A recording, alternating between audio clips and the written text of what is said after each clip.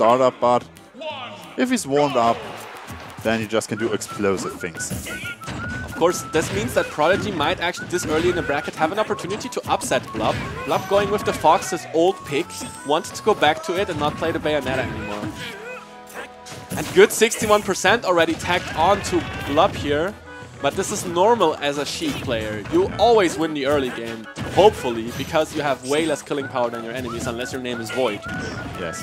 And definitely it's, you know, Prodigy getting those sweet percent on Blub, but Blub retaliating and taking the lead here. And it's also very important for Prodigy to get the kill early on Blub, as a Rage Fox is so scary, having way more kill power than Sheik. Ooh, that back air though. And now covering the ledge. Oh, he fakes the trump. Almost manages to get the roll there. Comes back, saved it with side B. Ooh, very well done by Blub with the F smash. Yeah, calls out the shield grab there. Nicely done. And what is Prodigy gonna do now? He's gonna need a good Gimp or a really good neutral game. Blub is completely demolishing him right now though. Doing just the things Fox does against fast forest. Looking pretty dire here for Prodigy from Team Calyptus. Has a 20% lead with a stock less to remain.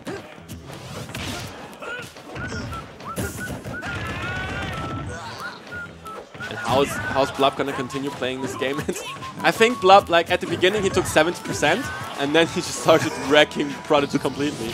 Just like you said in the beginning of the set, it's like, you know, Blub needs a little time to warm up. And then he took 70%. Okay, I'm warmed up now. Let's get us back. And Blub looking for the kill. The percentage too high on Prodigy to get any of the safe and easy kill confirms. This back air ending game 1. A 2-stop coming up from Blub. Yeah, okay. That was complete destruction. Yeah. In the beginning, as I said before, it seems like, oh yeah, Prodigy doing nice work, doing his Sheik stuff, you know, getting 71% on Blub there. But Blub completely turning it around after that. Yeah.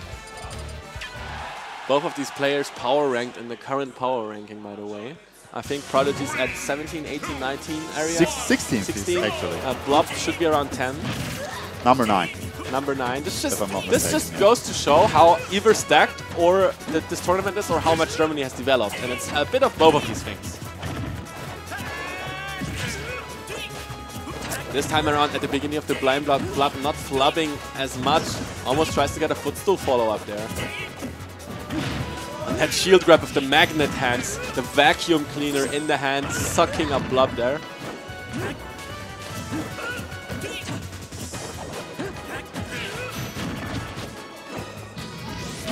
Prodigy getting in a few stray hits, but he needs a little bit more than that. It's looking pretty good now, but he needs to keep up this level, and I don't quite see it happening. Blub air dodging the bouncing fish. And there's 3 hits, and it's almost evened out again. Up tilt, not confirming the up air. Attack. Prodigy needs to find the kill, and he actually does with the bouncing fish. Yeah, he calls out the side B that just came out of Blub in the startup and managed to kill him with that. So, Prodigy being in the lead right now, he's gonna make his Sheik stuff happen to get a sweet percent done. What is this? That's a pretty good combo, unfortunately not leading to anything. So while Prodigy got some style points, in the end it was just like 10-20% more than usual. And he needs a little bit more than that. Blub is trying to even out the stock count right now. Prodigy working against that though. Prodigy doing a good job right now. Oh, and just as I say that, there's the nair, I think, the up smash from Blub. This time around, Prodigy is doing a way better job of blocking Blub's up tilt. Blub not getting the footstool follow up there. Prodigy converting it to like 30% of damage. Tries to go for tipper up smash. And it's okay at these percentages, but it's gonna cost him a lot.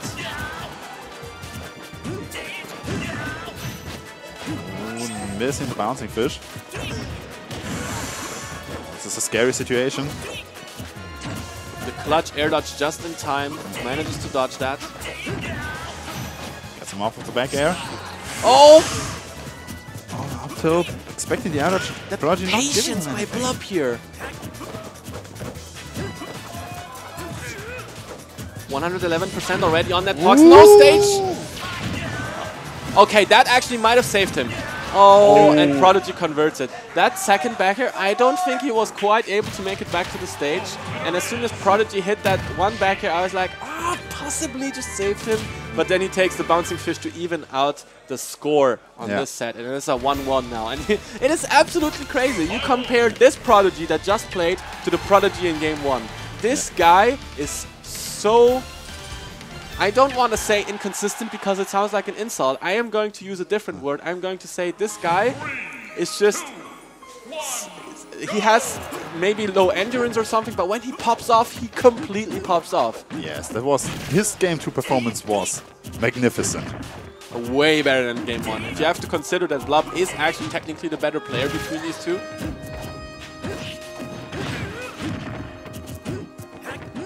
So let's see, we're on Town and City, of course, stage pretty good for Fox.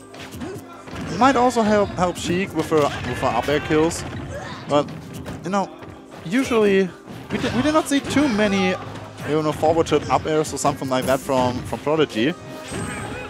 Oh, the edge guard not quite getting more out of that. It is going to be incredibly important that Prodigy takes the first stock out of Blub, because Blub, I think the last 2 games you were able to see that he starts clutching it out when he's at high percentages. And this is something that Prodigy should avoid. He's a super great player when Fox had these low percentages, but he's going to need to find an edge guard or a good kill confirm soon to just put his foot onto game 3. Not getting a 2-frame there. Down throw.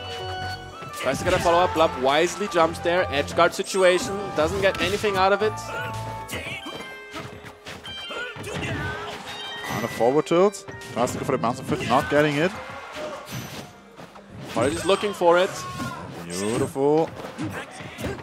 And it's so good for Blub that he made it back in that situation. Confirm doesn't work out.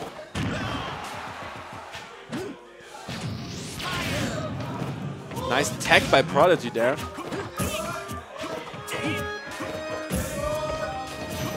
Oh, and the bouncing fish called out the jump off of Blub. That was great. Yeah. Called out the jump there by Blub in the correct timing. Managed to take that first stock. And this is actually an open book for him now. This is very doable for Prodigy now. Possibly taking the second upset of 2-wave A already. Where's his opening? He needs to find a good opening and tack on the percentages. Collect the extra credit for when his stock gets inevitably taken by Blub. 16 is not enough. No, definitely not. He wants to bring more percents to Blood if he... Yeah, that's good. That's a good kill. That's a good confirm. Edge guard doesn't get that. On the up tilt, almost killing Prodigy there. Forward airs. Oh, that was so narrow. That bouncing fish very delayed. Might have almost covered the air dodge and that would have killed. And the percentage is so high that Blub can't get any confirms. He needs a hard kill move right now. And that is very good. That is playing into Prodigy's hands because he's not giving anything to him right now. Blub now sitting on 62%. Prodigy still living with 176%. This is actually quite rare to see against a Fox player. About 10 more percent and then that up tilt is going to kill already. Prodigy not letting this happen. Oh, nice edge guard. Wow. Prodigy taking that set off of Blub. The second upset. We have a 40% upset rate in this pool already. This is so amazing. And just as we said in the beginning, you know, Prodigy kind of being, as I said, inconsistent might be a too mean word for that. But in game 1, Blub 2-stocked him, and then game 2 he started to play at the better level of what he's possible about. And then game 3 it was amazing. Like Prodigy performed so well in game 2 and 3. Yeah, it was really great. And this is actually what we've talked about.